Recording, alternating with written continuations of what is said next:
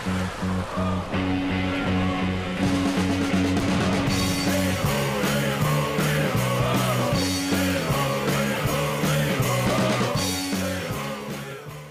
jeg vil fortælle lidt om musiklinjen på Hjørring Produktionsskole. Det vi laver heroppe, det er selvfølgelig at spille musik. Vi har lidt musikteori, og vi har et studie, så vi indspiller nogle sange i. Hver torsdag så spiller vi i kantinen bare for at få et lille ligesom boost for at spille for et publikum. Det er sådan set cool nok, og så spiller vi også på Kifi og sådan noget en gang imellem, så der er nogle folk, der hører os. Så vi har egentlig ret meget, vi foretager os her på musiklinjen. Musiklinjen på Hjørring Produktionsskole er det eneste sted i Nordjylland, hvor du kan komme hen og spille musik 33 timer om ugen. Det eneste sted udover det er Aalborg, og der er ligesom ikke pænt mange herfra, der gider sig helt dernede for at spille musik.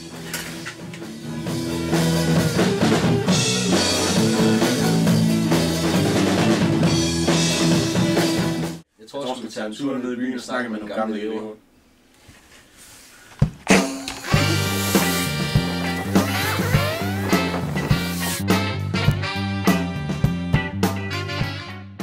Hvilken betydning har det haft for dig at gå på produktionsskole?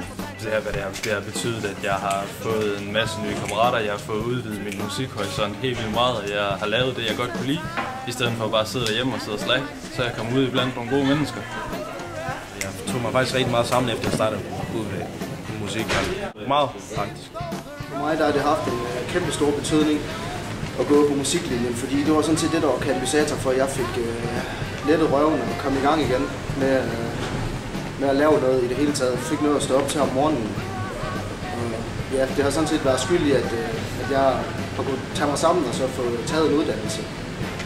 Jeg tror faktisk, hvis jeg ikke havde været forbi musiklinjen en tur, så tror jeg måske ikke, at jeg er nået dertil, hvor jeg er nu. Fordomme siger, at folk på produktionsskolen er dumme. Hvad siger du til det?